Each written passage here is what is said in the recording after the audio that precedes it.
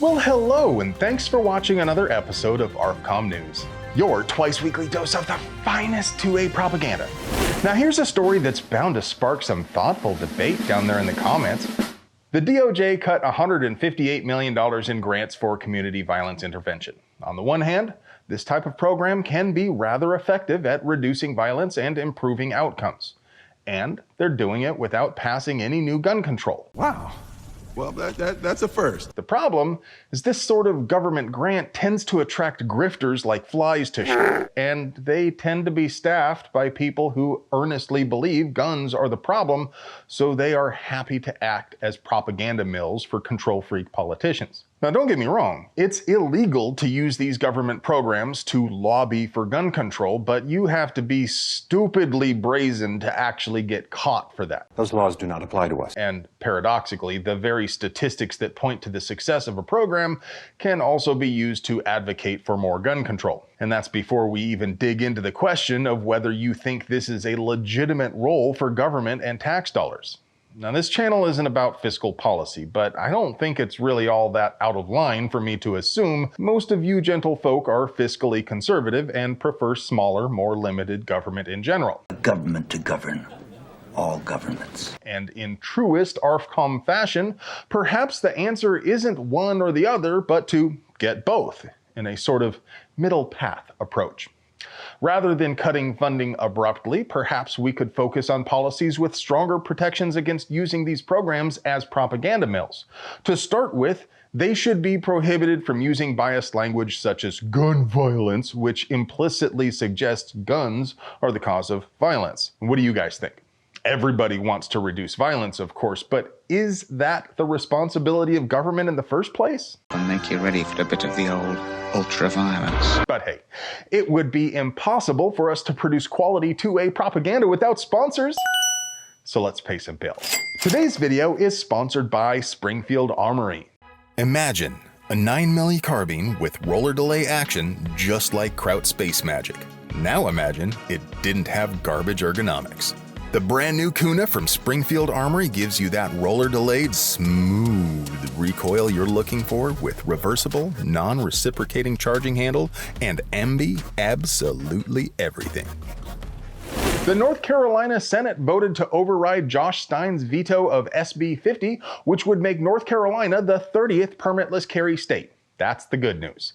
The bad news is the House still has to override his veto as well for SB 50 to become law. The red flavor massively outnumbers the blue flavor with 71 to the blue team's 49 members. The problem is they need 72 votes to override, and 2 Republicans already voted against the bill.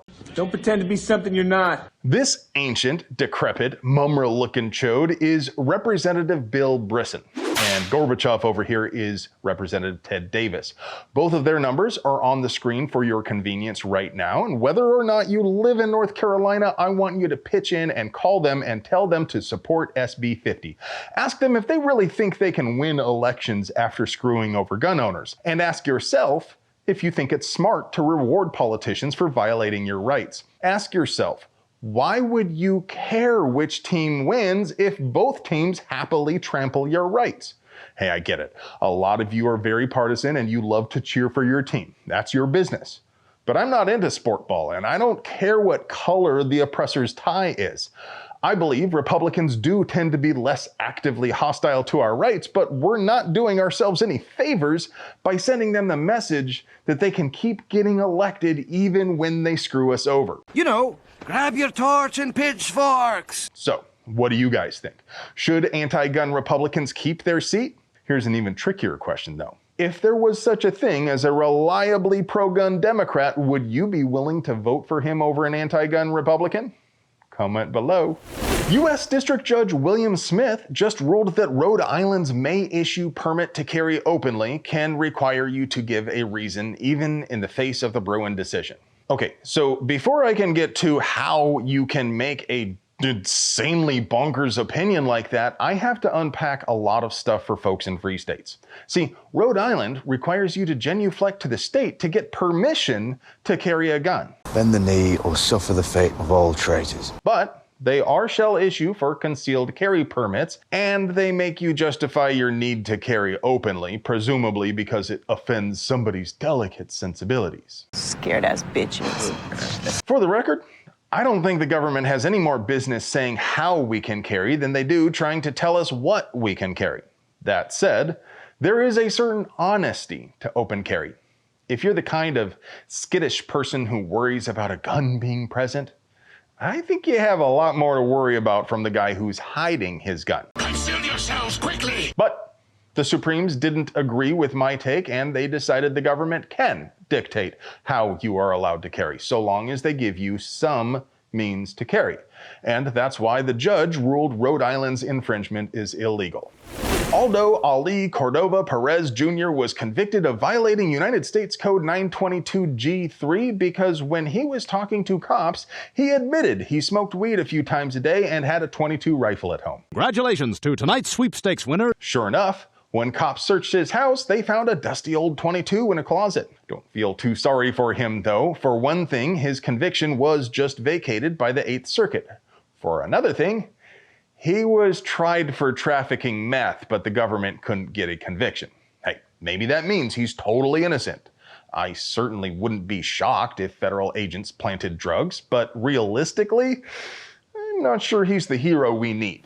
Now, before I give you that moment of zen that I know you skipped ahead for, it's okay, I still love you, I have to do that thing gun tubers do and remind you the tube of yous actively hates you and your rights. They have never been friendly, but they continue to grow more and more malignant every single day.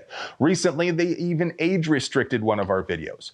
When they do that, you won't see it at all unless you are logged in on an age-verified account. And of course, they continue to unsubscribe viewers from Wrongthink just like this. So be sure to leave a comment, then mill out the like buttons lower and drill the third hole on the subscribe button. If you think we earned it, of course. And now for your moment of zen.